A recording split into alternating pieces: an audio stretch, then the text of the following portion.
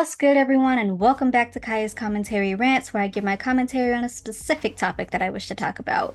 Before we get down to it, you can follow me on Instagram, Twitter, and TikTok at Kaya R. Pennington, and you can follow Kaya's Commentary on Instagram, Twitter, and TikTok at Kaya's Commentary. Also, be sure to hit the follow/subscribe button and the bell so you get notified when new videos drop. Also, it's cloudy the day that I'm recording this, so yes, there's a ring light over here, and yes, you can see it, and then the ring light over here, and you can see the glare here. I continuously start off my videos this way because I'm gonna try to know what it is a work in progress, but I have little office space right now to even set up my stands. But it is a work in progress. I'm just determined to make it work with my glasses, so it may be a work in progress for a hot minute, but it's a work in progress, and I just want y'all to know that. Also, you may hear my cat jumping around in his cage because he likes to play a lot, so especially when I'm recording. With that, let's jump into our topic. So every couple of months, the Disposable Black Girlfriend discourse will pop up onto my Twitter page, and while I do engage with it on Twitter, I've always wanted to go more in depth with it, or at least literally vocalize it, as opposed to like writing it down, at the very least vocalize it. And Twitter's word count won't let me do that. So rather than post 50 posts of just getting out what I'm trying to say, let's do it this way. And we'll title it the Disposable Black Girlfriend trope. Or why it's only let them be friends when she's black and he's white. So let's get into it. What is the disposable black girlfriend trope? She's black, mostly darker skin, main character with a mostly fleshed out backstory, or a side character that begins to get a little bit of backstory. And she enters our typically white main male character's life to be a love interest to him, only to not actually be a love interest to him, but to rather show him that he's actually in love with this white woman who's the main character or who's a side character that has a bit more backstory than she does. And I would like to say that this trope was born out of the black best friend trope and the magical Negro trope. Used to be when black women and people really were on screen, they were mainly one of four tropes. So you were overly sexual, the Jezebel or the savage. You were poor and struggling, welfare queen or king. Forever helpful to the white counterparts, magical Negro, or the sassy comic relief, black best friend. And don't let that comic relief, that black best friend, be plus size, because then all of their comic relief jokes are self-deprecating food jokes. um However, as times have changed, black women and people have become more vocalized about how none of these are an accurate representation, and none of their predecessors are either. I would like to say that those four tropes were born out of other harmful stereotypes such as the mammy or the jester, and we've become even more vocalized in this new day and age about how that's just not an accurate representation of us and we should be shown in a better light. So, in an effort to be more inclusive, yeah, okay. These tropes kind of faded away. Rather, they were thrown into a giant melting pot to breed something new, and boom, the disposable black girlfriend or black love interest was born. She's more fleshed out than she would be if she was in any of those other four tropes, but at the same time, she's still a side character to her white counterpart, even when she's the main character. Let's get into some examples. I'm going to name several characters, and not every character that I name will be a disposable black girlfriend or love interest, but they probably will fall into one of the four category tropes or one of those tropes predecessors. And I'm going to start with one that aggravates me to no avail, one I continuously tell y'all that I'm going to shut up about, but I'm not. I will never shut up about it. That's right, we're talking about Abby Mills from Sleepy Hollow. That show started on the basis of two people, two specific people brought together through time. Ichabod Crane was a character from the 1700s brought to 2013 to pair with this specific person. These two specific people. And in season one, it was mostly great. We got backstory on Abby, her sister, their family, her life. And it certainly was setting up a romance between Abby and the main male white character, Ichabod Crane. From the chemistry to him willing to die for her about episode 3 or 4, when it was like, oh, she died in her dream, she died for real. And he was like, and then he drinks the potion that puts him into her dream. To the intimate look between our two heroes, setting up more to come, to him cooking for her and them living together. They were setting up for that. We're not arguing about it over here. And yet, even in season one, there was always something a little off with Abby. everybody seemed to have a crush on her, but she's not allowed to engage or openly express her feelings towards them. Andy Brooks, who was a person she went to high school with and now is a colleague of hers, and that was supposed to be unrequited love, but even still. Luke Morales, he was a boyfriend before the events of the pilot episode take place, and they broke up when Abby was gonna go to Quantico, but then she never left. Even Crane is like, you never left, so would y'all not get back together then, in theory? And I just wish we had seen something, some type of past clips, something, a love scene, a date night, cooking dinner, something that shows that Abby actually enjoyed being in a relationship with Luke Morales. Because we don't see nothing. She is very much a boy. I do not have time. She literally has a line in there that's like, I don't have time for this. I don't have time for you right now. Like, and they come close to giving Luke a chance, but that doesn't really go over well. And you can make the argument that in season 1 they were setting up for Abby and Crane, because they were, and Abby's attention was on Crane. But even still, when we see Crane falling for Abby, we don't really see it enough from her side. Like, it's all about when she doesn't initiate it. It's about when he initiates it and her kind of returning it, but certainly not as open as like he was.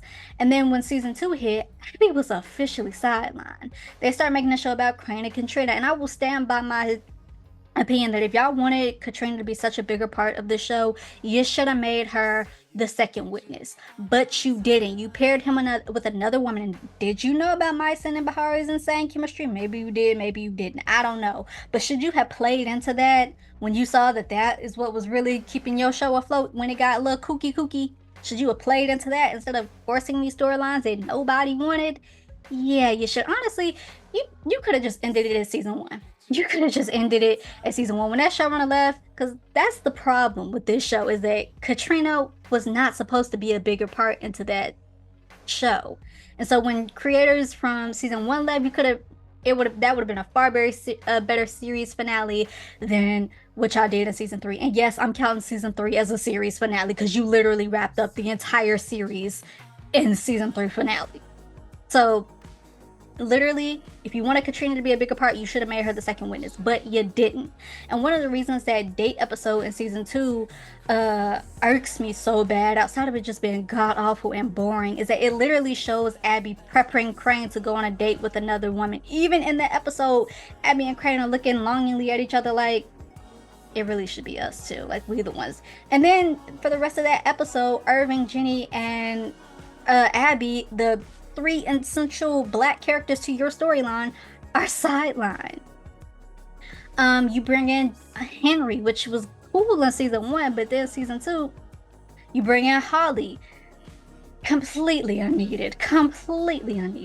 In season 3, when they finally decide to give Abby an actual love interest to actually actively engage in, you hold off on that for the last 5 freaking minutes of the series. Again, it would have been great, even if it's setting up a love triangle between Abby, Danny, and Crane. It would have been great to see past clips of Abby and Danny making love, Abby and Danny going on dates, having fun, playing chess. Or maybe they don't play chess because chess is Abby and Crane's thing. Something to show that she actually cared about Danny, instead of being like, oh, you love me? Okay. It's really about Crane, but we can't enter this fake romance partially and then just not do anything with that. Like, you don't. And then you kill her off in one of the worst ways you can kill off a black woman, by mammying her. Her last words to Crane, her partner, and her love interest were, my job was to carry you and uplift you, and I've done that. Now I can move on. Abby Mills has done what she's supposed to do. Mind you, this show started on the basis of these 2 specific people. These 2 specific people. He was brought from the past to the present to specifically pair with her. And now all of a sudden it's the Ichabod Crane show featuring Abby, and not much at that. And what started out as a powerful, mostly well-rounded character ended up being a disposable magical Negro. And I will never forgive y'all for that. I will never get over that. Like, and then try to actively tank this woman's career, even though she was being really kind of graceful. We the audience peeped games so long ago, and people on Twitter were asking her, hey, what really happened? She was like, nothing happened. No bad blood. She bowed out gracefully, and you still tried to actively destroy that lady's career. Never getting over it. Never forgiving y'all for it. Like, completely disgusting.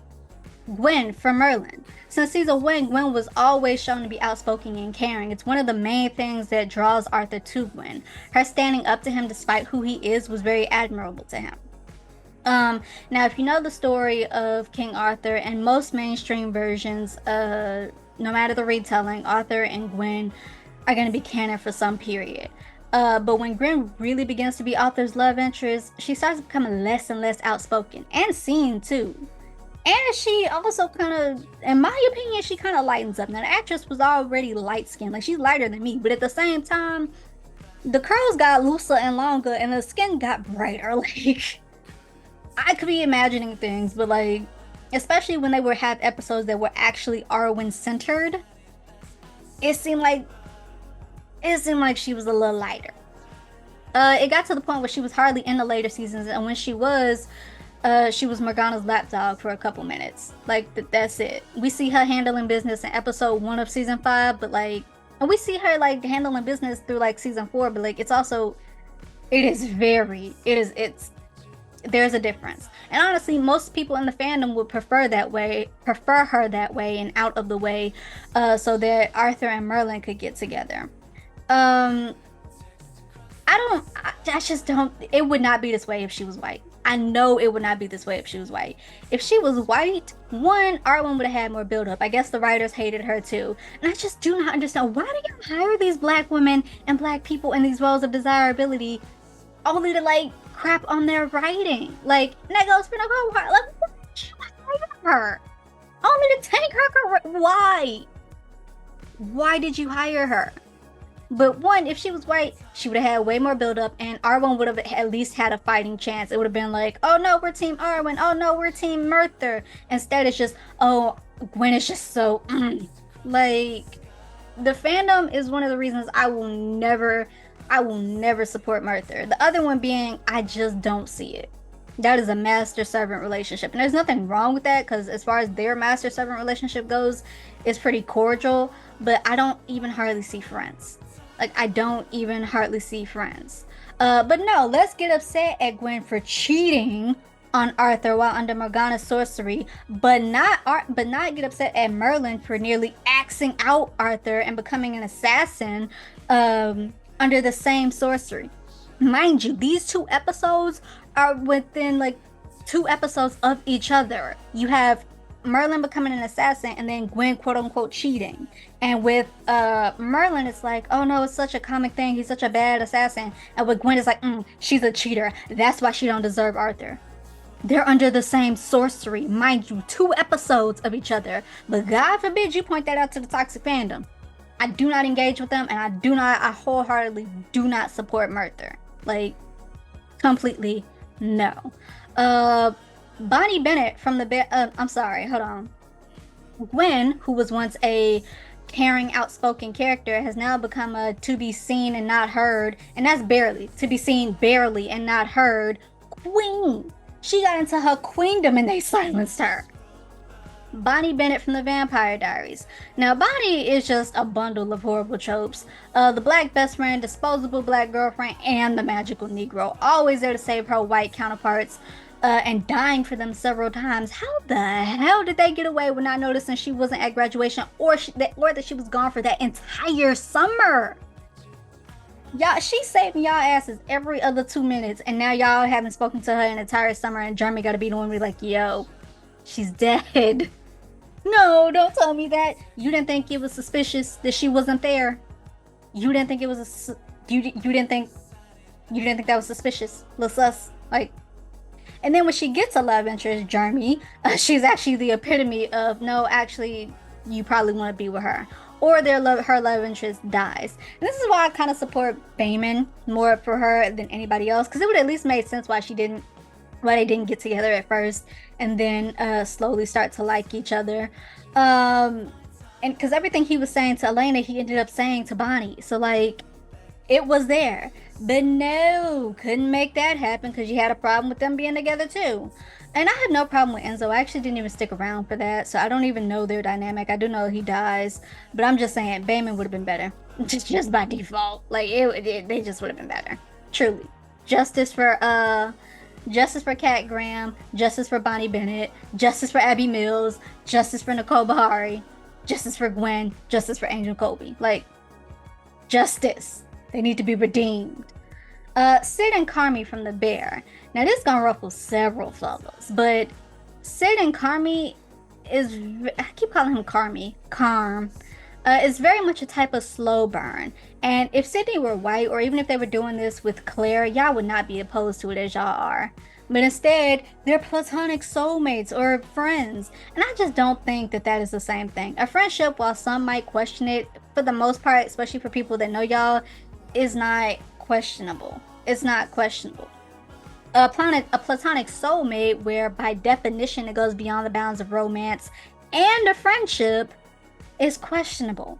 Coming in and finding your significant other laying up under the table and them looking at each other in the eyes like they are, that's questionable. Finding out that your coworker is the one that gives you peace, as opposed to me, the significant other, you associate me with your toxic family and her with your bright future. Go be with her. Sitting here in front of your wife, this is the It Could Be reference now. Sitting here in front of your wife, hugging and touching and gazing, being like, I'll come back for you. When your wife is in the room, sitting here being like, I will forge my fate with you. When your wife, I'm not going to get you out of purgatory because you're the past now. I got to do what she wants. Like, it's all about her. When you would ditch your significant other to be with your soulmate, go be with them. Go be with them. So when you see these couples that seem to be faded and the question of if they're going to get together or not is posed on the table, it's not forcing two characters together. It's much more about chemistry and the natural progression of their character arcs. And it's a reasonable annoyance to be aggravated that two main characters, especially a man and a woman, always seem to get together, and how we need to show more of men and women being friends, which you can have male friends and women friends and still be two main characters that end up getting together, especially when the show is that type of premise that these two specific characters are gonna get together. They are our main characters and they will get together. You can still have friends who are men and who are women, and like, you know, but I still understand the argument. However, again, it's about chemistry and natural progression of the character arc. And as far as like Sid Carm go, I think it's so funny that when this whole thing started popping off, you had a lot of restaurant workers, cooks, and chefs be like, actually, if we going for realistic, it happens a lot more than you think. Like, it happens. It happens. So, like, if we gonna be realistic, it happens. Like, so it's not unreasonable. And I am 99% confident that if Sydney were white, it wouldn't really be an issue. Also, this notion of not everything needs romance. This isn't that kind of show. But it is though. It is though. Honestly, every piece of media is, because romantic love is a part of everyday life. I don't know how many times I have to say this, but I will continue to say it. 10 toes down on it. It's a part of life. Feelings towards giving and receiving romantic love, even in a comical sense, like, oh, what do I need that for? It's realistic. It's a part of everyday life. That's a human thing to do. Furthermore, the mere idea of romance in any piece of media shouldn't automatically ruin it. Again, having thoughts and feelings about romantic love is a human thing to do, and to erase that component is to erase that human feeling. No, it doesn't have to come right away, and no, it doesn't have to be the main center point. Like, it doesn't have to be a rom-com where it's based on these two things, but at some point it should enter the chat, because characters deserve to give and receive romantic love. I don't know how many times I have to say that, but I'm gonna continue to double down and say that. And that goes for all these characters who get that dismissive ass phrase handed to them, like, oh, no, it's not. It's a reasonable argument, but at the same time, it's like chemistry and natural progression of their character arcs. Not forcing two characters. A force would be Katrina and Crane in Sleepy Hollow, knowing that Katrina isn't the main character. Knowing that she's not even supposed to be there as long as she is. That's a force. That's a force. But Abby and Crane, two main characters whose story is built up to be that way, that's not a force. Back to Sid Carmi. Oh, they just respect each other. Respect and romance aren't mutually exclusive. Like you can have respect for somebody and still fall for them. And that was one. Who I told myself I wasn't gonna get like real quote unquote aggressive because I didn't want people to take this as being aggressive. But a creator of Sleepy Hollow had that literal excuse. And I found it so what I found it completely wild that he still had that banner up. And I was just like, seriously? My dude, sit this out. Sit this out. Respect and romance are not mutually exclusive. Why would you want to be in a relationship with somebody that does not respect you? Think about it. Sid is asexual. And you know what? That wouldn't even be a problem if y'all weren't using that as an excuse for her to dismiss her as being a worthy being if y'all wouldn't using that as an excuse to be like, oh, that dismisses her from being a worthy being ooh, my words. Dismissing that to use it like she doesn't this white man can't love her and she can't love this white man because she's asexual. Like, it wouldn't be a problem if you weren't using it to completely dismiss her as a being worthy of love and affection from a white man. That's the phrase. That's the sentence I was trying to get out. She and Marcus are more of a match. She told him no, straight out. And then his behavior was a little weird. I'm not gonna say it was complete incel, but or pick me or whatever, but it was a little weird. Tensions get high, and you think that I'm ignoring you. I'm not. Maybe she was, but like, it was a little weird. Oh, but the actor said no. That's their job to mislead you. In Sleepy Hollow, Tom Mison was screaming. He was lieutenant of SSI Ickaby because Orlando Jones was captain, and he was sitting here screaming, "Oh, it's all about Abby. He's in love with Abby. She's the main character. She's a star." And Nicole Bahari sitting over here chilling, like, possibilities, possibilities. Like, that's their job to mislead you. Sarah Wilson from Falcon and the Winter Soldier. Now, yes. She's not technically a disposable black girlfriend, and it hasn't been confirmed whether or not Marvel is going to do anything with that or their canon, but be serious. Bucky wants her. All those, oh, it's Stucky for life, which, side note, I'm noticing a lot of people are turning to queer and gay romance to avoid black women and white men. Like, Stucky's always been a thing, but thinking about Stucky, or even them shipping Sam and Bucky together, or Merthyr, or the argument that Sid is gay, like she's asexual, like it wouldn't be a problem if you weren't using it to dismiss them as beings worthy of affection from a white person, from a white man. Like that's problematic in and of itself. Or they'll go as far as like Sarah Wilson and Bucky. They'll be like oh no, because it's gonna do what's it Winter Widow, but they're gonna do that with Yelena. Look, I don't know what Marvel is gonna do with them, if anything, but I will say this, in the least fetishizing way possible, Bucky likes black women. Bucky liked what he saw in Sarah, and he was bearing his arm. Ain't he self-conscious about his arm? Yet he was bearing his arm, having several kids hang on it to show her that, hey, it's just a part of me. Don't be afraid of it. It can do some things. Like, Bucky liked what he saw in Sarah, and he was flirting with her, and he wants her. Like I said, I don't know what Marvel gonna do with them, if anything, but I certainly wouldn't be opposed to a scene where when we finally get back to Sam and Bucky, we see a pregnant Sarah come in, and she's like, y'all better come back safe, or me and this baby gonna kick y'all butt, and then we get a little backstory on their love story. Look, I don't even like the pregnancy trope, but I certainly would not be opposed to it. Anyway, several other shows have done this too, past and present. So this isn't a new phenomenon, and it doesn't seem to be a phenomenon that's going to go away anytime soon. But it should, and I'm going to come back to that. They've done it, and Netflix is You, but that might have been the best for Karen. They've done it in Friends, Doctor Who, Boy Meets World, Wednesday, Riverdale. I hear people are fearful that they're going to do it in General Hospital. I'm sure they did it with Taraji P. Henson's character Ross on Persons of Interest. Star Wars with Finn, Disposable Black Love Interest in general, and so on. But why? Why go out of your way to hire a black actor in these roles of desirability only to shun their characters and underpay the actors and offer them no protection from the pick-me races who have no influence, no sway, no anything, no power on your piece of media?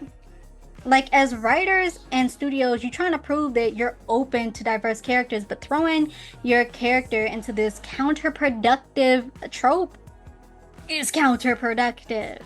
It's counterproductive to the claim that you care about diversity, and you don't even care. You don't even care that it's counterproductive, but you should.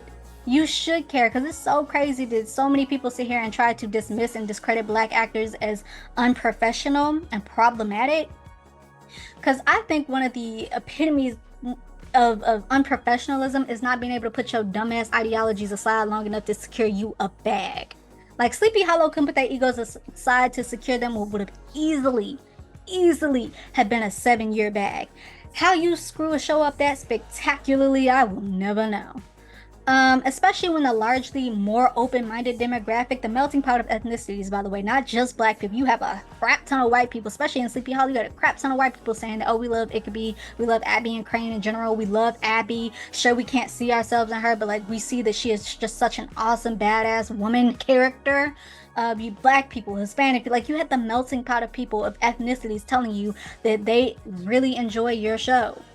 And they're telling you that they will continue to go to bat and hype up your show. Just keep going with the interesting storylines that center your black leads as interesting characters just as much as the white ones are.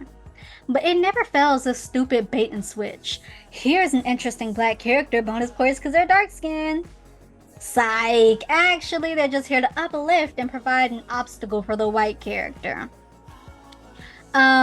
That doesn't show your openness to diversity, but rather your continuous opposition towards it. Because at the end of the day, you're still playing into a form of tokenism, which hurts the character and the actor. And it's not fair to either. Gwen in Merlin she receives so much forced hate just for existing while black. Oh, she's just annoying. Oh, she's just not interesting. Oh, I just don't like her. But since Gwen is mostly faultless, you have to make up something. And I certainly don't even think these characters should be faultless. Like, they make them perfect to show that, oh, this is your perfect match, but you still want this other person. And I don't think that they should do that. I know it's a clear distinction, but I don't think that they should do that. Characters should have flaws because it's human to have flaws. However, even having flaws, that's not a safe game. Because when you have flaws, then you really have something to pick at. Oh, she has an attitude. Oh, she's a know-it-all. Oh, she's so high and mighty. Which, did you just call her uppity? But if she were white, then it would be a girl boss, women rage, feminist character, right? And because these racist pick-me's cannot, I'm looking at my notes because I'm trying to stay on point and I'm talking real fast, which is why I'm tripping over my notes. But like, y'all, this is something that's been building up in me for a while, and I've really been wanting to do this video, so bear with me. Because the racist pick-me's can't seem to separate fiction from reality, that forced hate then gets translated onto the actor. Candace Patton received death threats for playing a fictional redhead. For daring to play a fictional redhead. Is it that serious? The actress? And on Friends, I was watching a video on Friends, one of Ross's Asian love interests, the audience booed her. They booed her. Her as an actress. And they arguments will, especially for redheads, they arguments will always kill me. Oh, we don't get enough representation as redheads. Which... Cartoon Ariel, who, you know, just because in a live action she's black now, still with red hair, doesn't erase the cartoon. You got Daphne from Scooby-Doo, Jean Grey, Starfire, who, even though she's black, she still has red hair. Jean Grey, no, I said that. Fiona from Shrek, so that's 5. Lois Griffin, Wilma Flintstone, Merida from Brave, Mystique, I believe, Winfried Sanderson from Hocus Pocus, that's 10, Kim Possible, Helen Parr from The Incredibles, Jessica Rabbit, Anne of Green Gables, Yosemite Sam, that's what, 15? Anna from Frozen, Mara from Aquaman, Lucy Ricardo from I Love Lucy, Meryl Snow from The American Horror Story, Ron Weasel, what is that, 20? Dorothy Gale, Poison Ivy, Orphan Annie, Black Widow, that's 24. That's 24 redheads. And I could honestly go on. I am forcing myself to stop. But just know I honestly could go on. So what are you really saying? If it's not just about the red hair, because I just named you 24 and I could continuously keep going, I just decided to stop. What are you really saying? that you, as a white person who just happens to have red hair, cannot identify yourself in the main character who's now black. The kicker is, we as black and brown people never get to see ourselves in the main character, but we can now. We have always understood that we the main character was not us, but it can be now. So why is it so hard for you to understand you're not the main character here, and that's okay? Like, we've always taken the back seat with nothing to comfort us. Just those dumb, oh, this character isn't bad, they're just not good enough to be the main character. Fantasy goes, oh, it's just not realistic for them to be black, but elves, vampires, and werewolves are realistic. You know what? Karma's a bitch, ain't it? We've always taken a back seat. You know what? Your character isn't a bad character. They're just not the main character no more. Or they just weren't interesting enough to keep them white. You know? They needed a little color to them to add a different component of the story. Karma's a bitch, ain't it? Oh, what if we made Tiana and Black Panther white? Oh, you mean characters who were made to be black or POC because their race and ethnicity is important to the story, as it's like really the whole plot line of the story? Babes, I bet you were the brightest in your school, weren't you? The brightest in your class. So tell me, valedictorian, why Ariel has to be white. Tell me why any of these fictionalized characters whose race doesn't depend on them being white has to remain white. They must remain white, even though being white is not the center point of the story for them. Tell me why they must be white. Quickly. Quickly. Like, be so serious. Sleepy Hollow, people were like, Nicole Bahari isn't talented and she's just dull to watch. Again, be so serious. No offense to Katia Winter, like I said in my continuous Sleepy Hollow video, being told that you're gonna play this badass witch only to play the damsel in distress in pretty clothes had to be frustrating, especially when the fandom genuinely disliked, proportionately anyway, disliked you, not even just because you were an obstacle between Ickaby, but because you couldn't do magic. All you could do was complain in this whispery voice and then be helpful to the enemy, but not even be helpful to the enemy in an interesting enough way. Like, had to be frustrating. Like, Abby Mills is bodying Katrina as far as how she emotes passion and feeling. Even Winters will come out and say that her characters suck. Like, be so serious. And then the way Nicole Bahari had this disposable treatment on set. How did that work out for you when you disposed of these black actors and these black characters? It frustrates me so bad because in their mind they don't care. It's just like, oh, I'll go on to this next piece of media. Instead of, because I know in this age of reboots and sequels, we love to wring out content that just is dead. How about we stop wringing out old content and milk other content that's fruitful in milk for all of its worth? Sleepy Hollow, Legend of the Seeker, all these things that could be rebooted that were ended, and Legend of the Seeker one ended because of this, I don't think. But still, like all these shows that were ended because of racism, misogynoir, and all of this. Why not just stick with these shows? You have the balls to hire these black actors in these roles of desire. Stand behind it, 10 toes down on it. Protect the characters, protect the actors from it, and make your coin. I'm gonna come back to that statement. But the disposable treatment she got on set, horrible. Kat Graham was getting mad hate on and offset as well, to the point that Ian Somerhalder popped up and was like, he told execs, keep it up and I'm gonna be gone too.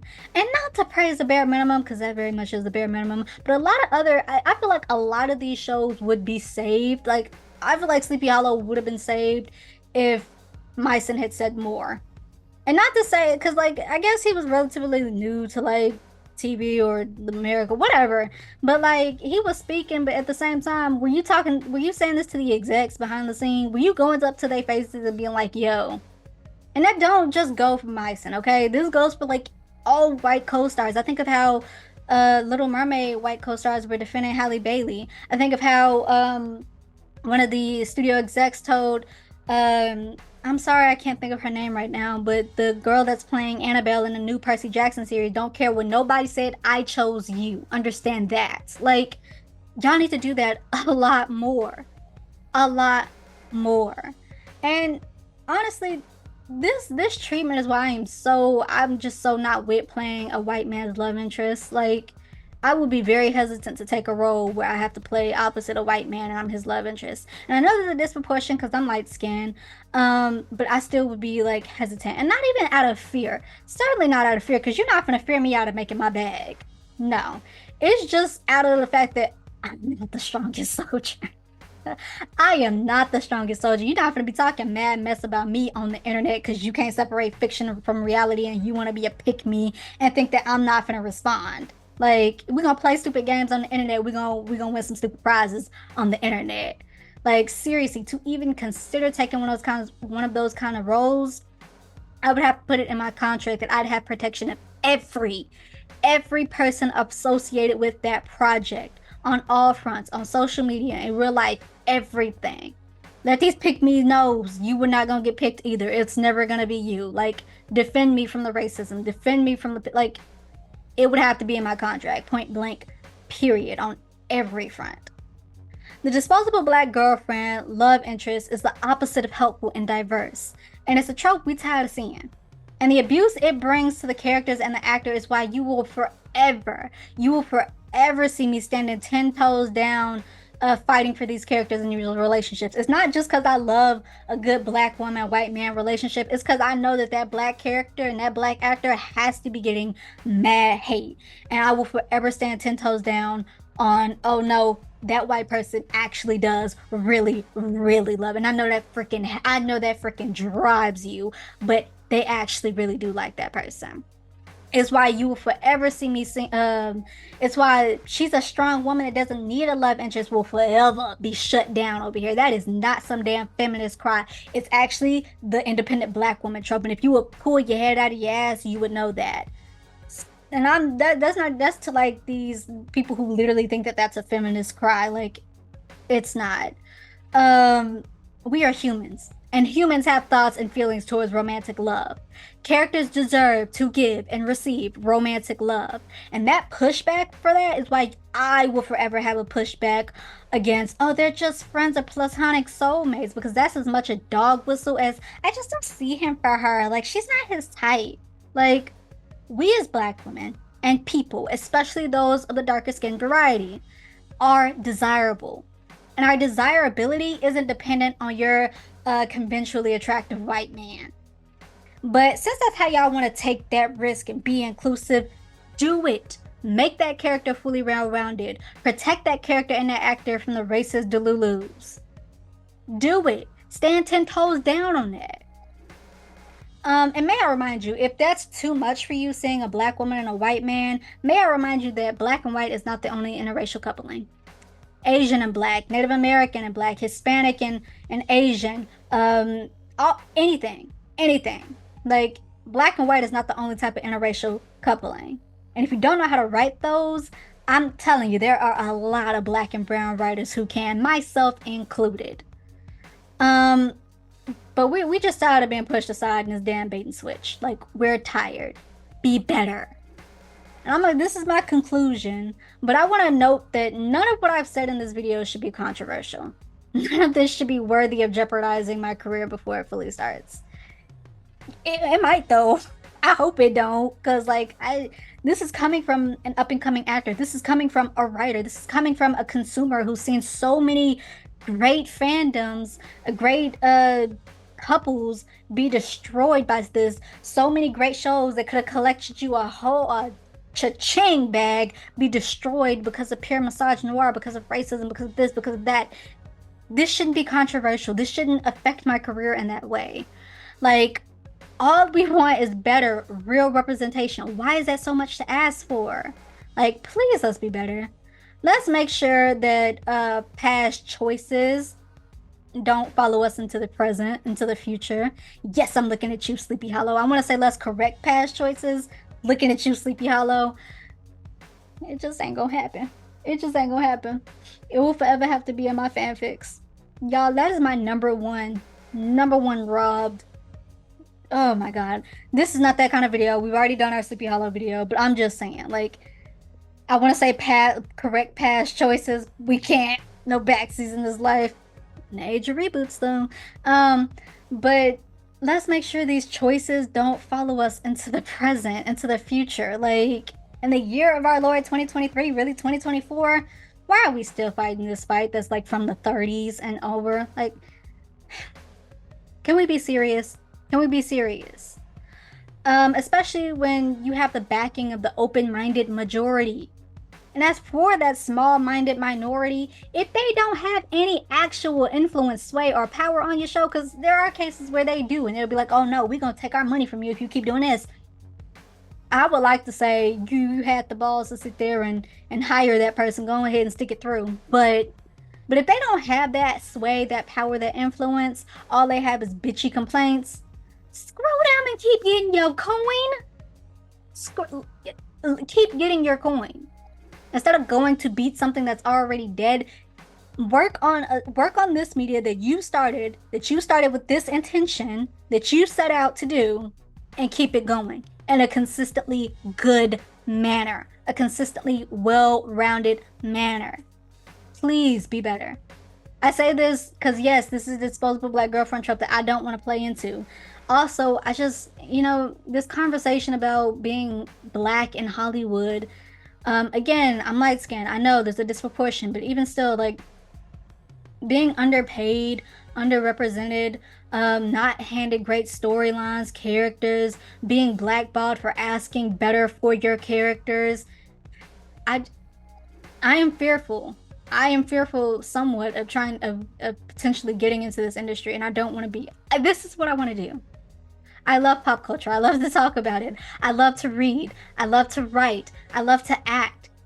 When I'm on, even there are times where I'll be like, is this really what I want to do? Am I really good at this? And then I'll write something and then I'll act it out, or just be in some type of production and hear applause and be like, and praise and be like, this is something that I can do. And I am passionate about doing it. And I don't want to have my passion snatched from me because one, you this bait and switch fake diversity gaze. Like, I want us to be better. Sincerely, an up-and-coming actor looking to play and be a part of projects that actually go to mile to do right by us. Like I said, let's not backslide into like 30s tropes in the year of our Lord 2023, 2024. Like, can we try to be better, please? If you had the guts to hire a black actor, especially in a role of desirability, do that. Protect those actors. Protect that character. Know that I hired you no matter what nobody said. You the one for this role. Know that I hired you and that I'm going to stand by you. This cast, this crew will stand by you. Why is that hard? Especially when people don't have influence, sway, power on your media. All they have is bitchy complaints. Why is that hard? Can we be better? With that, that's Kaya's commentary rants. That's all I got for Disposable Black Girlfriend discourse. I might come back and add something or clean something up, but that's pretty much all I got. Thanks for listening and watching. I'm actually glad I thought this was sure going to be an hour, and I'm clocking it right now at like 43 minutes. Look at me, keeping it where I want to keep it. Thanks for listening and watching. And if you like this episode, be sure to like this episode. Give it a thumbs up. Leave comments down below. Let me know if any of your thoughts and opinions on the Disposable Black Girlfriend trope. I'm going to tell you here and now, this is my channel. This is my page. And on my page is my world. So if you get ignorant with me, you're gone. You're out of here. I don't care. We're not having no type of discourse about, oh, well, actually, that character doesn't need, oh, well, actually, no. We're not having those type of, we're not playing devil's advocates for why there is a disposable black love interest trope. But certainly, let me know your thoughts and feelings towards this trope. What's a ship that was completely destroyed by this trope that you want to see corrected? What's one that you're seeing now that you wish would be avoided? What are your favorite, I don't know, black characters, black love interests? And that can be in a black and black relationship, black and white relationship, Hispanic and right, anything. What is your Hispanic and white? But you know what I'm saying. What is your favorite trope, favorite character that and ship that you just love to see and it fills you with joy, or the thought of it is filling you with joy because you can clearly see it? Let's talk. Let me know in the comments down below. Don't forget to follow me on all my socials. Hit the like and hit the subscribe and follow button, the bell, so you get notified. Thanks for listening. Thanks for watching. See you next time.